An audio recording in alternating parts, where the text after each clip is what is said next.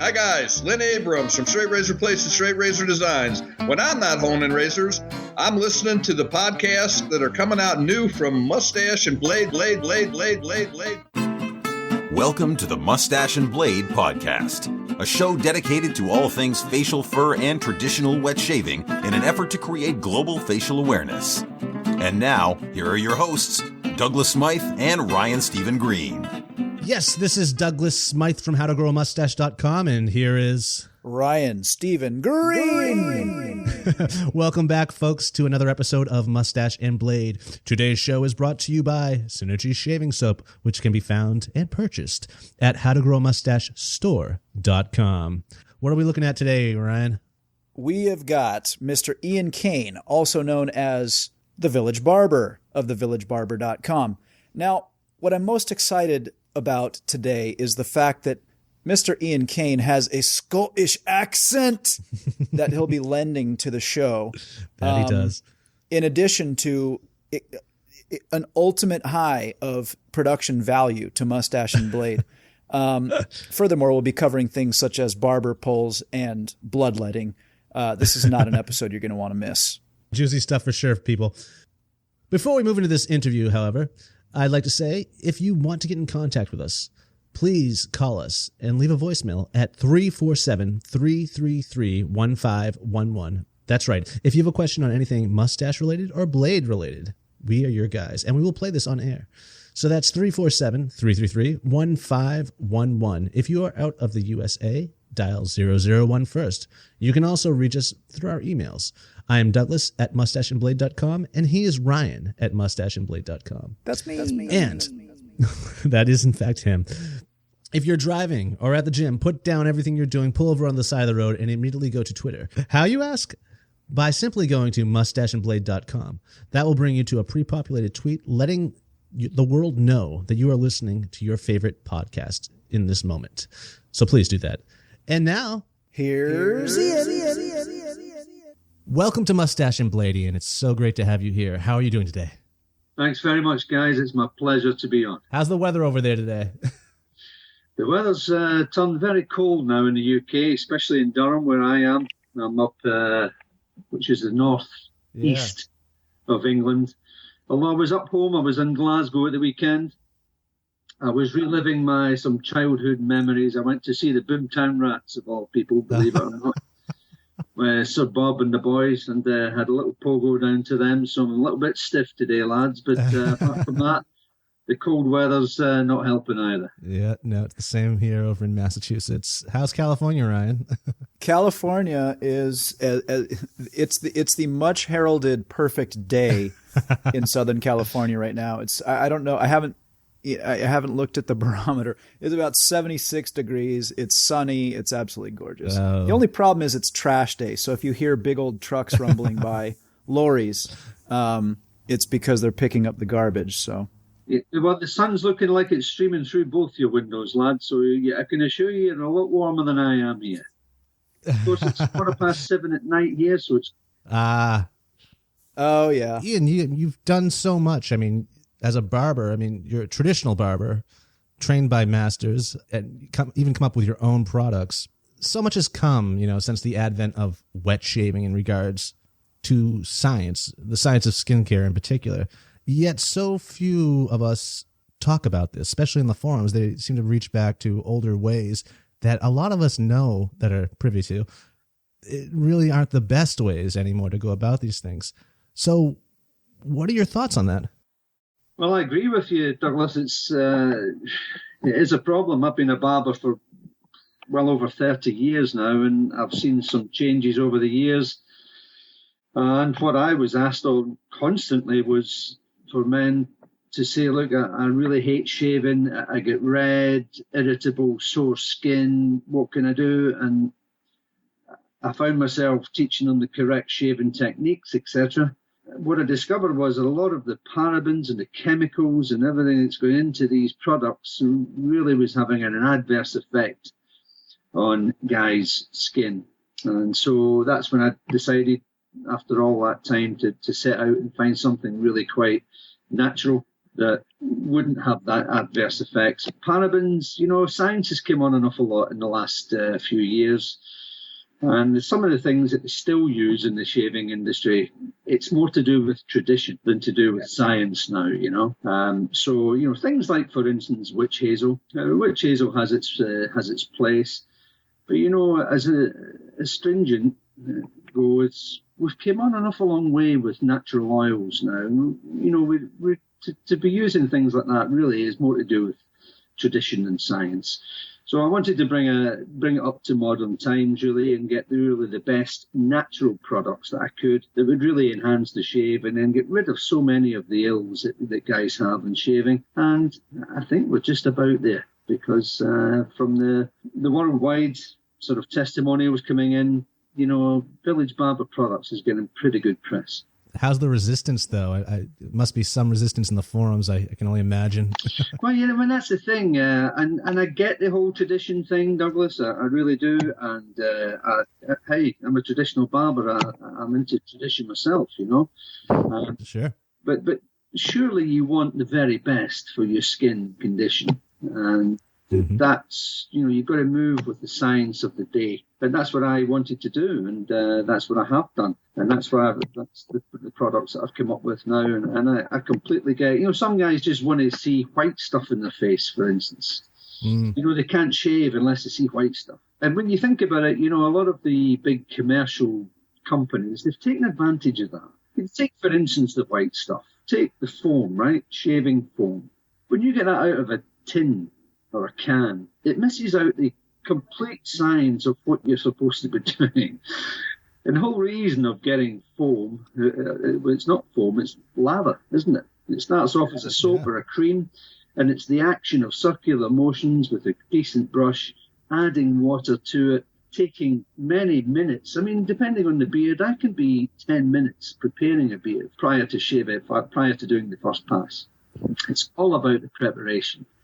Your bigger companies that come out with the foam goo, they take, you're too busy for that, right? So here's instant white stuff in a can. Just slap that on and it'll be good. And when you think about it, literally, lads, how quickly or how long is canned foam on your face before you shave? Oh, it's miserable stuff. Literally seconds, It can save for sensitive skin 1,000 times in the can. If it's on 3.5 nanoseconds, it ain't going to do much good. So the whole science behind it is it's whipping the cream or the soap into a lather, adding water.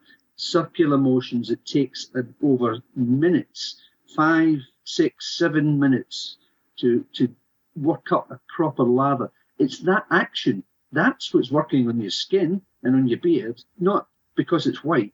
It can be purple with polka dots. It's the action of using it and working it into a lather. That's what's working on the skin. The bottom line, boys? Who teaches a guy how to shave? His dad. Hopefully your dad. And if he's doing it wrong? You do it wrong. Yeah, exactly. About 50, 60 years ago, men didn't shave. They went to the barber twice a week and he shaved them. It's only with the outbreak of the safety razor or whatever that guys started shaving themselves. And I'm afraid if you're to watch any of these adverts on TV, which advertises the blades and all the rest of it, then I guarantee you're shaving completely wrong. I've never known a guy to take a 5-blade razor from one end of his face clean to the other end in one fell sweep. One stroke, yeah. And still have a smile on his face, Maybe it's the big buxom brunette that's standing behind him. Maybe that's what's putting a smile on his except the end shave, Inspiration. Iain, how did we get to this place? In only 50 or 60 years, as you've said, men have gone from going to a professional to perform this act for them to, whipping up some ungodly chemical compote onto their face from a tin can. How did we get here? How has this happened? How has the wool been pulled over our eyes in this way? I suppose it's, they'll call it progress. It's a regress for me in many ways. Men got busy, the world got busier, didn't it? So, I mean, that's the whole ethos of their shaving techniques, whether it comes with the 6-blade razor or the can foam. The whole message is, do you know what? You're too busy to do all that stuff. So let's get it done quickly and let's get it out of the way. And that's why the vast majority of men that I speak to, they hate shaving. They hate it. It's a chore to them, simply because they don't do it right.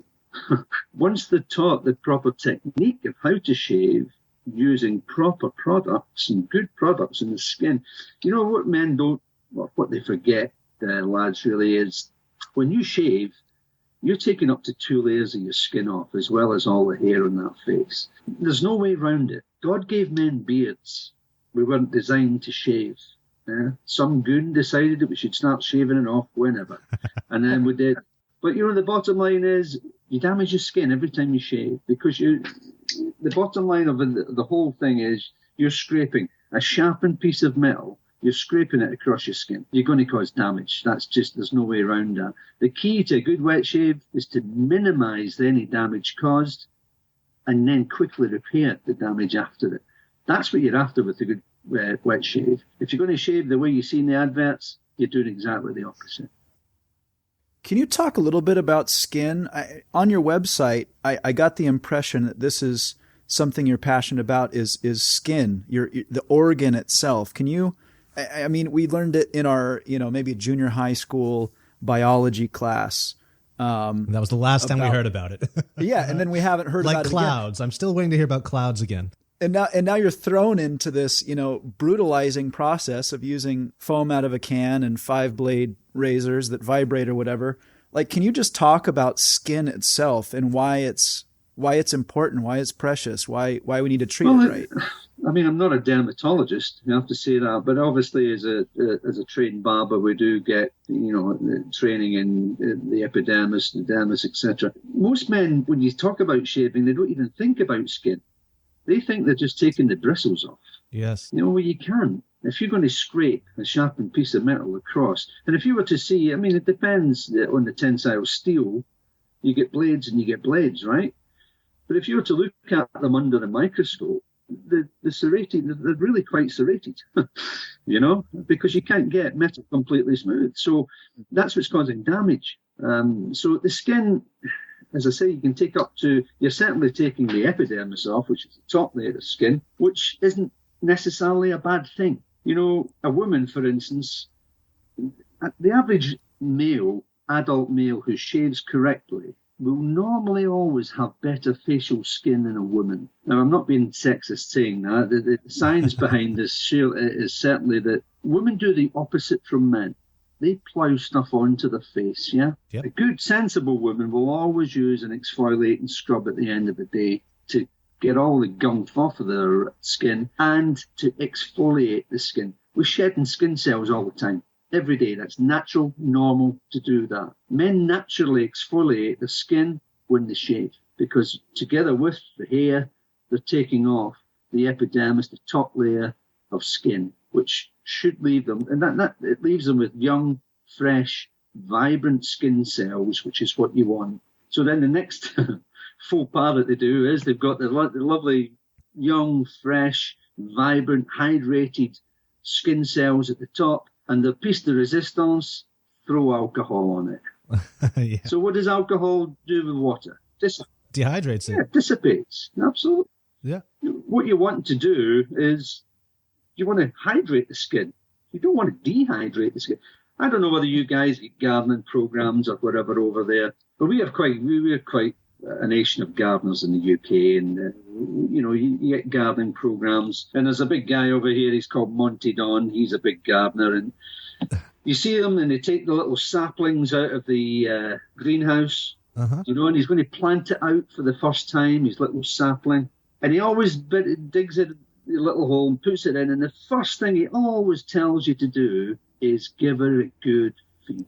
Yes. Why do you need to do that? Well, simply because it is now not in the comfort of a greenhouse. It's now out in the open.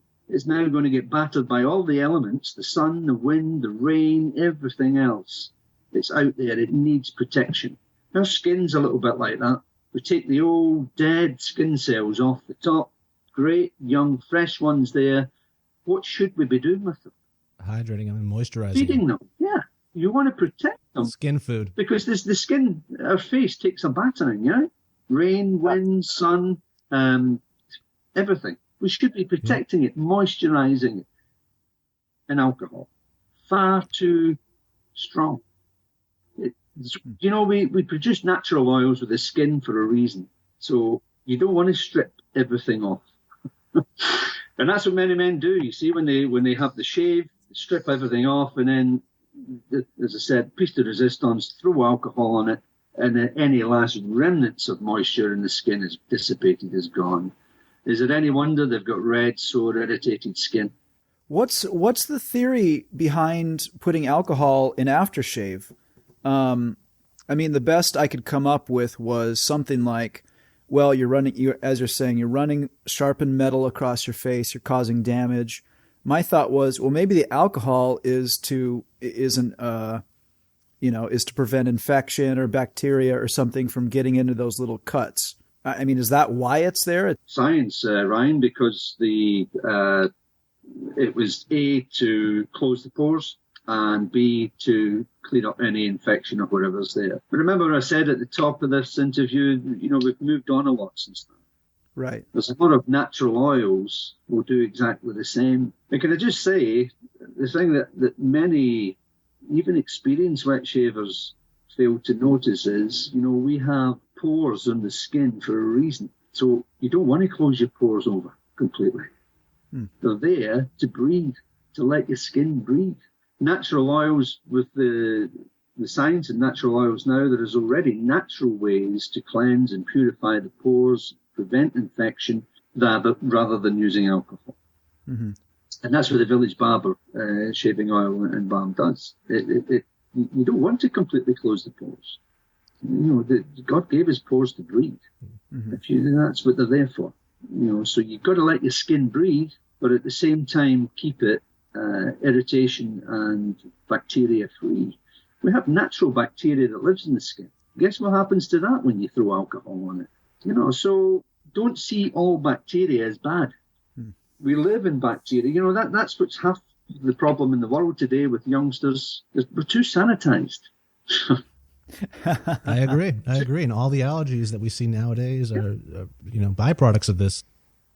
Yeah. And when I was a kid, we used to roll about in the dirt, used to eat the dirt, used to do all sorts, And, the human body's made from the earth. It's made from the elements, the minerals, and whatever that you find in the earth. It's not going to kill you, but we just live in a sanitized world these days. And so, as I said, the science has moved on.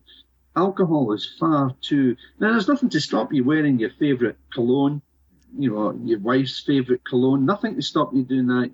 Put some on behind the ears, on the neck. We have there what we call, in the trade, we call hot spots. There's glands there. If you watch a woman putting perfume on, she doesn't throw it all over her face. She squirts it behind the ears. Yeah. Yeah? And that's because we've got these glands there, and they exude the smell. So you can still smell fantastic with your favourite cologne or your wife's favourite cologne. You've just not knackered your face in the process. Yeah? Never put alcohol onto newly shaved skin. It really isn't good practice. Well said. Now, just to bring things back around, I kind of jumped way ahead with my first question, Iain, but can we learn a little bit more about you and your history? Can you tell us your story, Iain? The story? The story of Iain Kane and the Village Barber, your training, what brought you to England eventually. Lads, you've only got about 40 minutes left. I want the cliff notes. Well, it started for me. My father was a barber. He actually taught barbering. And at 14 years of age, I started as a Saturday boy, believe it or not. I was very, very fortunate. I learned under a master barber in Glasgow. And at 14-year-old, started off as a Saturday boy, shampooing and soaping up and making the tea and sweeping up and all the things that Saturday boys do. And then when I left school, 1979, 16-year-old, I'm giving my age away here, lads, for goodness sake. That's a coup for you. I went in and started a 3-year, what they call an indentureship, apprenticeship. in the UK then, in these days, it was a 5-year tuition before you could call yourself fully qualified. So you did 3 years as an apprentice, and then a 2-year further than that as what they called an improver. So you were 5 years in training before you could call yourself fully qualified. So that's what I did, and it started from there. I then moved around a little bit and went to various places, Jersey and the Channel Islands. I don't know if you know that, in between the UK and France. Oh, yes. And then I've lived in Spain, worked in Gibraltar, obviously in England, in the UK, in England as well. So yeah, I can't believe where the time's gone, to be honest. But I'm picking up, and you never stop learning. Wow. I'm continuing to learn all the time, and I watch and listen to the likes of good friend Craig Whiteley, Craig the Barber. Craig the Barber. Yep. And I have to say, from a personal point of view, I won't name any names, but there's a lot of nonsense spoken out there when it comes to wet shaving and things like that, and a lot of so-called experts. And I don't like the word expert because it makes you seem that something that perhaps you're not, But Craig Whiteley certainly talks a lot of sense, and he's read the same book as me when it comes to barbering. Good to know. Of all your travels, all the places that you've worked, Spain and the Channel Islands and Scotland and England, who treats their faces the worst? Who has the worst shaving habits? I can't see that. I don't think it's a conscious thing, Ryan. I think in the warmer countries like Spain and Gibraltar, because it is so warm, they tend to moisturize more anyway, because it's warmer country. Sure. In the UK here, we're worse because, it's down to ignorance, really, and I don't mean that facetiously, but it is. Guys don't appreciate what they need to be doing with their skin. In the UK, for many a year, it was seen as effeminate to have anything to do with looking after your skin. Yep. You had to be big in boots and just scrape this bit of metal across your chops, take the beard off, and enjoy the hit of alcohol hitting it and the pain. You still get guys on the forums now that love. I mean, they're masochists. Yeah. If it involves pain, count me out. Do you know what I mean? I don't like it. I don't want it. Yep. But there's some guys who like it. They love the hit of pain after the bit, but the pain response is there for a reason. Exactly. The pain response is your brain telling you, whatever you're doing at this precise moment, stop it, because you're doing something wrong, right? Yeah. Otherwise, we'd all be sticking our hands in gas fires and helping them off and not knowing about it. And, so the pain response is there for a reason. It's the brain telling you that you're doing something wrong. You're damaging yourself. Mm-hmm. Stop doing what you're doing. So if we feel pain at any stage, before, during, or after the shave, guys, you're doing something wrong. Stop it. Reassess what you're doing. Get some information about what you need to do, because you should never feel pain at any stage. Not unless you cut yourself or nick yourself, obviously. But then that's the brain telling you as well, stop doing that. Yeah. Well said. Now, Iain, I was hoping maybe you could help me out with something here. Okay. The barber pole. And it's a mystery. It's a mystery. It's everywhere in the world. But this is just something that fascinates me. Visually, it fascinates me. The fact that it hasn't changed for years. What is the story behind the barber pole? Well, did I catch you off guard? No, the barber pole, can I just say, is red and white. Yes. Right? Yes. That's not an ist. I'm not being anti-American or anything else. Can assure you there was no blue in the barber pole, right? The Americans did that for sort of... nationalistic reasons. Yeah. I'm sure there'll be some guys over there throwing taps at the radio as they're listening to this now. But I mean, that's the case, because the real barber shaving started here in the UK. So what it came from was barbers were around before really the medical profession got up and around, and the dentist profession. So barbers used to pull teeth. They used to do minor operations because they were skilled with the razor. So there was a lot of blood. They used to do bloodletting, leeches and things like that. So there was a lot of blood involved with barbers, right? Doug called it. We were talking about this earlier. He was talking about bloodletting, and I was like, I don't know, man. I guess you could ask. I've never heard of that stuff. I know you were a traditional barber, Ian, so I didn't know if it was okay to ask you if you were still doing bloodletting. Not intentionally. So there was a lot of blood. There was a lot of blood around, and barbers always used white towels. So there was, what had happened was they didn't have all the chemicals that they do today that can get all these stains out. And even today, blood's quite a difficult stain to get out. So back then, they would just wash it with the old carbolic soap or whatever and do whatever they could to get it out, but it never quite got the red stains out. They had poles outside the barbers, but not vertical poles, horizontal poles that they would throw these cloths over to dry. And with the wind, it used to roll them round the pole. So that's where you get the red and white. The red from the blood on this blood-soaked thing going round this white pole.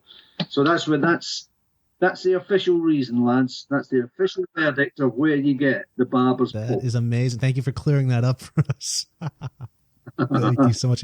Now, Ian, for a lot of the new people listening, a lot of the newbies that have just hopped on board in the wet shaving world, maybe entered the forums and are curious to learn some proper technique, they may be hearing, as we often do, a lot about shaving oil. And, there's the whole act of whipping up a lather and whatnot, which is very appealing to a lot of us at first. But then you get to shaving oil, and some people just don't know enough information about it, so they don't even really try, or they maybe try it once, and they get it everywhere. They don't know how to use it. Will you explain to us, for someone interested in shaving oil, how one uses it? You've got two types of shaving oil, really. You've got pre-shave oil and you've got shaving oil. Village Barber oil I had designed as an alternative to the white stuff. So it's standalone. Now, that's not to say that you still can't have a pamper shave like I do. I have at least one pamper shave a week when I get the full works with some cracking shaving soaps or creams that I use. A lot of them I'm loving stuff from the USA at the moment. Aha. Absolutely. I've got to remind myself to shave. I'm standing there lathering up with this stuff, the scent of it. I'm standing there, I've got to say, right, Ian, you need to crack on and shave now, lad, the hot water and whatever. I get all that completely, the whole transition of it. But the pre-shave oil really was to give that lubricant between the blade and the skin. But with natural oils today, I've said to you, the science has moved on. So the natural oils you want is something that you want to be working in your skin.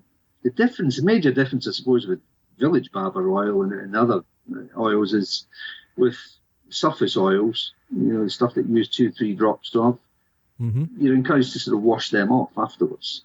Whereas with standalone stuff like Village Barber, that's good, therapeutic grade natural oils. It's only going to be wonderful for your skin. What do you want to wash it off for? You let it soak in and you keep it on there. So it's about the skin as much as about the beard. There's nothing wrong with having a pamper shave. I get all that.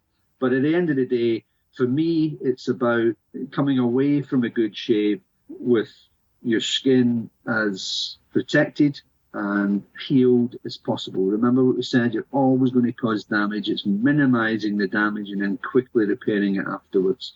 That's the bottom line with shaving, and that for me is what it's all about. Now, Ian, what I've noticed in using shaving oil myself is, and this doesn't really bother me, but I've heard it turn off people before, is the oil getting all over the razor and the cleaning up after that. Like, do you have any tips on that or any? Yeah, I mean, I'm not going to defend it. You can get oil residue on it. You can get oil residue in the sink. You can get oil residue and everything else. A lot of these foams and stuff have got alcohol in them. The artisan soaps and creams haven't, obviously. Right. So, yeah, I mean, I'm not going to say that you don't get it. You can, but I mean, if you have a good schedule and you have a good way with shaving every time when you're rinsing through things, then there really shouldn't be a problem with it. You want most of the oil to stay on your face. Right. It's the same with any shave, Douglas, really. after every 2-3 max strokes with the blade, you should be rinsing out anyhow. Right. So, but, a little bit of oil is not going to do anything any harm. In fact, there's many blade manufacturers would tell you to actually put a little oil on it, Yes. It helps to elongate the tensile steel, In fact, if you were saying that you're talking to Lynn, Lynn does that. Lynn did a fantastic job on my stepfather's razor, actually, which must be about 50, 60 years old. And it came back and it was doused in oil, to be honest. But you can understand why. Oil protects. Yes. Yeah? Yep. So that's the same with your skin as well. So if you get a little bit of oil residue on the sink or on your blade, then, it's not the end of the world. It's what you're gaining by using it. I guess what I'm asking is the best way to clean the razor when you're done. Should you take it apart every time and dry off with a flannel or a cloth, the blade itself and the components? No. Okay. You really shouldn't touch the blade at all if you can help it, and certainly not wipe it with a cloth. Right. Most blades will actually tell you that. Don't touch it. When I say don't touch it, I mean don't touch the cutting edge of it. There's a lot of these blades are coated, with various, things, platinum coated or what. So you don't want to be, apart from the risk of cutting yourself, you really don't want to. A blade will clean perfectly well under a running tap. And that's all you have to do is just running tap, which will clean the blade, no problem at all. You don't have to take it apart all the time. If you're using double edge, then after you've done the first edge, and then you're going to turn it over, then by all means, just, again, you don't touch it. You certainly don't wipe it with any cloths. Just, if it's a 3-piece, take the top piece off, rinse under the water, under a running tap, and then turn the blade over, rinse again under the tap, and then don't dry. I never dry my blade. I never dry my razor. Right. It's stainless steel, man. It ain't going to rust. So, I don't want water dripping off it at the end. So maybe, just put the hand Shake through it a out. towel or something like that. But I certainly don't go anywhere near the razor or the top of it. That's why it's made of stainless steel. It'll dry perfectly natural and perfectly normal.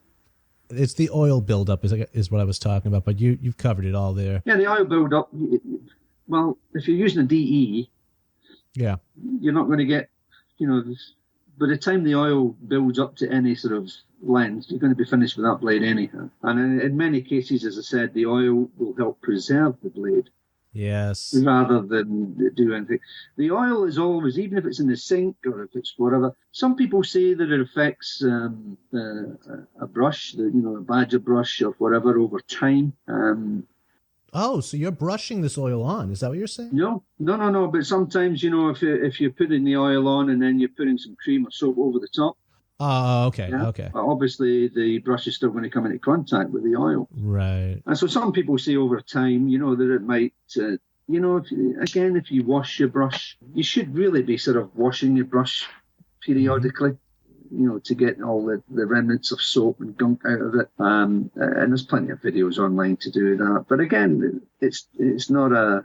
And if you're keeping your brush the right way, i.e. upside down on a stand where it's dripping down, then you wouldn't... I mean, I'm currently using an Edwin Jagger synthetic. And to be honest, it's just as good as any badger brush that I've found out there. It really is, yeah. I've been using it for some time now, and I think it's an excellent brush. It gives very good performance and just as good as any badger brush that I've seen out there. And probably half the price, to be honest. Yeah, sure. And no badgers were killed in the making of this brush. Yeah, no, they've come a long way with synthetic brushes these days. Absolutely. And also being a mustache wearer myself and, having a little Van Dyke action here, what I like about the idea of using a shave oil is the transparency of it, where I can see where I'm shaving, what I'm doing, shaping it and whatnot. I can get right in there rather than pushing a shaving cream around, which I do also. But the oil just makes it that much easier. High visibility. Yeah. And It's very interesting though, lads, because you'll get those. I'll also say, well, I can't see what I've shaved. Yes, yeah. When you have facial hair, it's very important that you see when you're shaving. Yes. Yeah, I can't see what I've shaved. Well, if you can't see what you shaved, lad, stand closer to the mirror, because you should be able to see what you shaved if it's that bad. But so I get emails from both sets saying, yeah, I love it, and especially guys who've got facial hair, moustaches, beards, trim beards. They love it because they can see exactly where they're shaving. It's transparent, as you said, Douglas. So they love that fact. It's funny, you can ask any barber, guys who use the white stuff, very rarely do they ever get it.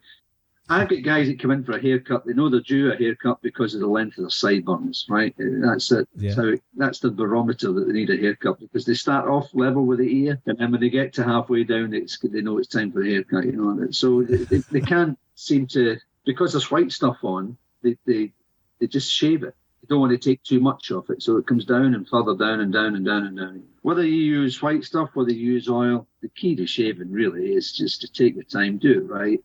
And when you get to these bits, the sideburns, the moustache, the beard, if you're trimming that, take the white stuff off and see where you're shaving.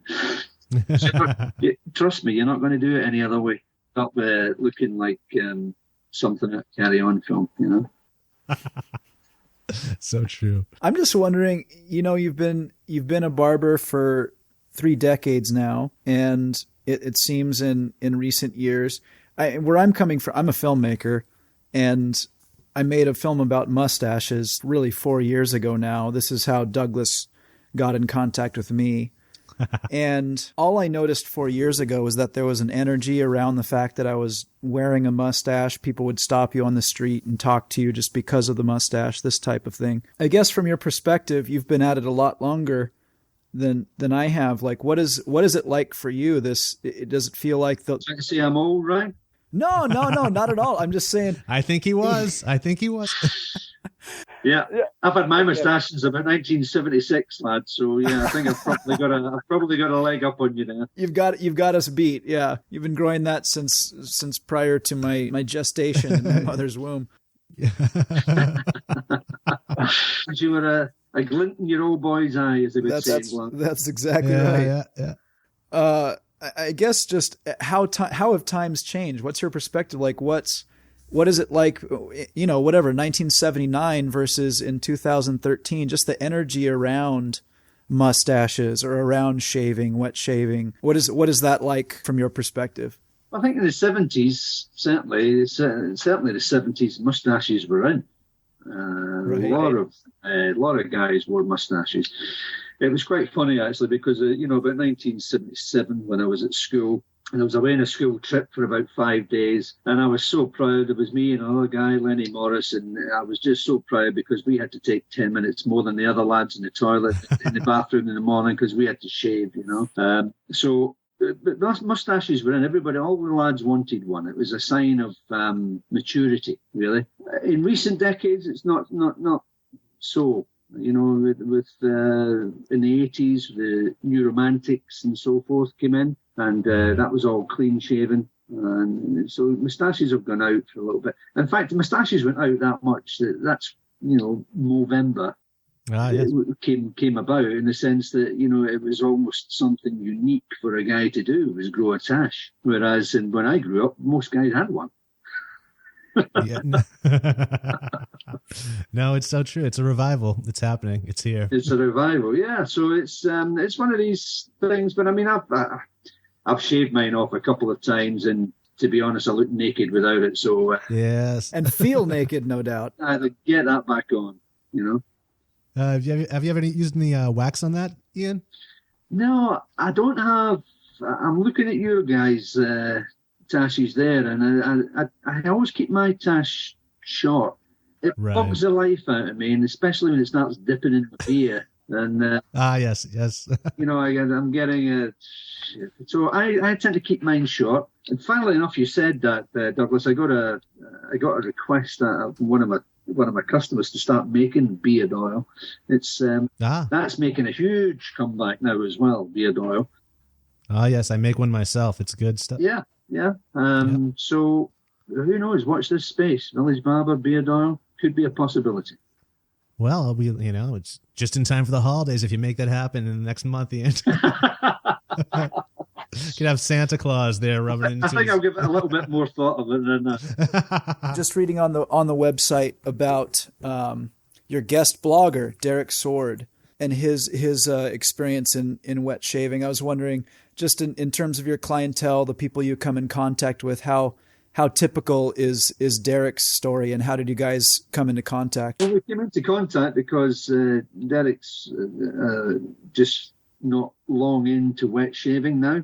So he's passed on by his dad, and he's kind of what we term a newbie. So he got right into it, and once guys really know what shaving's all about, it's a bit like golf, you really get the bug, and then it just get taken away with it, So Derek contacted me, said he loved the website. He liked, he was asking me for advice, and And I love guys like that, really. That they're not too proud to sort of come forward and say, you know what, I don't really know a lot about this. I know I want to learn about it, and I really enjoy what I learned so far. But what do you think about this, Ian? What do you think about that? And how do you think I should go about this and that? And it really came from that. And then I was looking for sort of guest blogs. And I sort of put it out there on the social media, that if anybody fancied a shot at it, particularly from a newbie angle, and Derek came forward, he said, I'd love to do it. So I think it's important for other newbies out there to realise that not everybody's experts. You've got to start somewhere, and there's absolutely no shame in saying, I don't really know too much about this, but I wouldn't mind getting to know it. So I thought it was important, really, that because sometimes blogs can be all so-called experts, and then you get the newbies that are thinking, well, that's all right for them. They've been doing it for years, man. I'm still cutting myself, and da-da-da-da-da. So I think it's good for some guys, especially the newbies, to hear it from a newbie's perspective, and that's why I asked Derek to do what he did, and I think he came up with really quite a good blog. He really did. I liked how he was able to express himself. He started out saying something like, how could I possibly express all the things I feel about this? But I thought he did a very good job in just describing what it's like to latch on to something new, learn the ropes, and get excited about it, Well, he was so excited that I had to edit it down to about half the size of what he had originally given. But which his enthusiasm certainly came across loud and strong, But I think it's a very good blog, and it's good, as I said, for lads out there who are just new into it. By all means, read it, and and we all start off like that. We all, as I say, I'm learning. I learn every day, I shave regularly, and customers in the shop, and I'm learning every day. This is why one of my biggest bugbears now, and I will get criticism for this, is these barbers that teach wet shaving in 1, 2, or 3 days. I'm sorry, guys, I cannot agree with the principle of that. You cannot teach someone to shave to a competent level and start charging the public a lot of money after 1, 2, or 3 days. I'm sorry, it's not right. And in my mind, it shouldn't be happening. And we're seeing that all the time, particularly here in the UK. There's these barbers sprouting up everywhere, teaching people. When I say to guys that come in here, if you go into a barber shop, or you go into a male grooming parlour, and you see a certificate up for shaving, they're the guys or the girls and men that have been trained in 1, 2, or 3 days. I've never had a certificate for shaving. I learned to shave the same way as I learned to sweep the floor, the same way as I learned to make the tea, the same way as I learned to cut hair, the same way as I learned to blow dry. It's called an apprenticeship. Right. It took many, many years.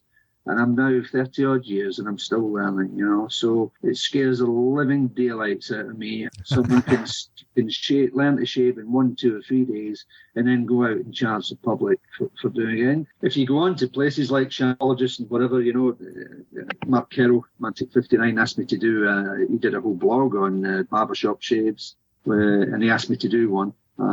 Which I did, and I said what I thought then. There's so many cowboys in the game, especially here in the UK. It's unlike America. In America, you've got to be licensed. In the UK, you don't. much to our shame. You guys could set up as barbers tomorrow and start cutthroat shaving, and charge a premium for it. And the real stupidity of it is, under health and safety, you're supposed to wear gloves and you're supposed to do this and do that. Where on earth is the health and safety when you've had 1, 2, or 3 days training? It's kind of missing the point with Tad. Eh? So that's a bit of my bugbear in the UK.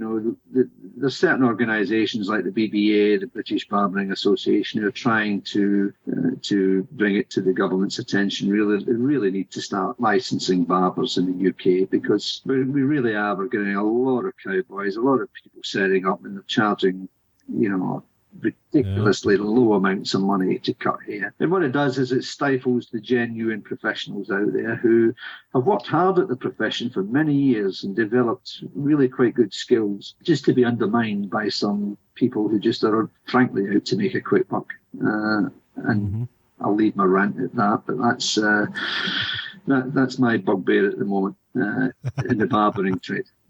One thing you said I identified with is there's an element of, I guess, maybe danger to shaving that's overlooked. Certainly, as you said earlier too, when you learn from your dad, and your dad maybe doesn't have the greatest of shaving habits, you then don't have great shaving habits. And one of the things I've realized is how bad my shaving habits were up until learning how to shave with a double-edged razor. Can you talk a little bit about just like the danger of shaving and why you do want to learn good technique and or see a professional rather than somebody who's had just a 3-day training? The difficulty, Ryan, is in finding out who's had a 3-day training. I mean, I've just given you the biggest hint there by saying if they have a certificate up. The certificates, right? Watch out. Then you want to ask, I love it. But, I don't know if that's the case in the States or not, but it's certainly the case here in the UK. For all the reasons that I said before, you're taking a sharpened piece of metal and scraping it across your face. You cause damage. There's no way around that. It's minimising that damage. So to minimise anything, you want to know the correct way of doing it. And there is a correct technique. I look at these forums and I see some of these shaving videos, and I've never seen so many guys shaving one-handed in my life. Stop it. You've got 2 hands. You need to stretch the skin. You need to, your face should be, if you view it like a diamond, where you get little flat areas. Yes. Then that's what you're after. You're after a flat area to pull this razor down. This shaving one-handed is not good practice, and I just wish people would stop it. For guys who want to learn properly, listen, just get into the habit of using both hands. If you're right-handed, your left hand should not be far off where the blade is, pulling the skin taut, pulling it away so that you're leaving a taut, straight, flat area to shave in. You can't do that if you shave one-handed. Please get into the habit of using 2 hands, because there's a lot of shaving videos out there that just shave one-handed, and frankly, in my opinion, it's not good practice. You're not talking about having the razor in right hand and then left hand. You're talking about actually using the left hand to just pull skin while you're right. I mean, supposing you're right-handed, that your right hand does the shaving. See with Ryan, whatever hand you use to hold the razor with, the opposite hand should be on the face, and that should be pulling the skin, and straightening out the skin for the razor to go over. Shaving is an art. That's why it's called the art of shaving. It is an art, and it's a learning process. So you get guys on the forums and they've tried it 3 times and given up because it's not for them. Well, it's an art. You've got to learn it. And once you do learn it, and once you persevere with it, that's the thing about the modern cartridge blade. The plastic, they're on a pivotal head. They go with the contours of the face. When you start proper shaving, i.e. DE or straight, then there's no pivotal head. You've got to get the angle right, and that's where the art comes in, But remember what I said to you about the skin causing damage? Think about it with cartridge blades. You've now got a company in America that's doing 6-blade cartridges. What's wrong with the first 5? Yeah, exactly. But when you talk about the analogy, do you remember what I said right at the beginning? Scraping a sharpened piece of metal across your face, you're going to cause damage. What are you doing scraping 3, 4, 5, 6 blades across your skin. Well, more damage. Fuck out of the mouth. Yeah. What I love is that, it's not just the commercials. You described, the smiling man with the buxom, blonde behind him doing one single stroke and his face is as smooth as a baby's bottom. But the other part of the commercials that I just love is that they actually will show that kind of animated micro close-up of the skin and like the hairs coming out of the skin and each progressive blade like cutting it shorter and shorter. But never do you see in those animations any actual skin coming off or any actual damage. It's just like it only barely just floats above the skin and just the hair gets cut ever shorter, right? Why does it have to take the hair off in stages? Do you know if I cut hair like that in people's head, it'd take me 3 hours to do a haircut, wouldn't it? I've been around it 3, 4, 5 times. Do you know the science when the original twin blade came out, lads? The science behind it was, and you've got to remember, these companies have brought these stuff out. I mean, these cartridge razors now, they're like something out of Star Trek. You know what I mean? It's like guys, gadgets, and they hum at you and they whistle at you and they light up and then they vibrate. And it's like beam me up, Scotty stuff. Yeah. The fact that they're absolutely useless is neither here nor there. Guys buy them in the droves, but the science behind the original twin blade, and remember that this is because these companies, they know that men are ignorant when it comes to shaving. The science behind the original twin blade was the first blade wasn't necessarily sharp. So what it did was when you pull down, it pulled the hair up out of the follicle, and the second blade cut it. The difficulty you've got with that is you're pulling the blade up, cutting it, and then it's dropping back down under the epidermis, under the skin. Classic ingrown hair. Yeah. So they are really huge purporters of ingrown hair and shaving rash, because this is the other thing in the forums. You get the BBS, the baby butt shaves, baby butt smooth shaves. I agree entirely with Craig Whiteley on this, Craig the Barber. Leave baby butt smooth to baby's butts. Because you can shave too close. Do you know the bottom line? No matter how close a shave you get in a day or two, guess what? It's back again. It's back. Yeah. Remember what I said about minimizing the damage? If you're going to go for BBS shaves all the time, you're going to cause maximum damage, because your hair is going to grow. And if you can't feel anything, then it's under the dermis. It's under the epidermis. So it's too short. So the cartridge blades is the biggest perpetrators of ingrown hair. Tell me one thing, guys. How come I can shave you closer with one blade than they can with 6? It's just gimmick. It's just gimmick, and they just appeal to boys and their toys. That's what it's like. As I said, most modern razors, the cartridge razors, they wouldn't look out of place in a Star Trek set, would they? Shiny things. What I love is that Doug sent me this was how he wooed me. This was how Doug proselytized and made a believer out of me. He sent a Gillette Red Tip, 1955. And what was funny is that it's as new as the day. It's 60 years old, but it's as new as the day it came off the manufacturing line. It's absolutely bomb-proof and it's beautiful. And then it was replacing, or the razor that it replaced is also a Gillette Mach 5 vibrating cartridge beam me up Scotty razor. But the Gillette that's 2 years old is literally falling apart and made of plastic. It looks like a piece of junk in comparison with the Gillette that's 60 years old.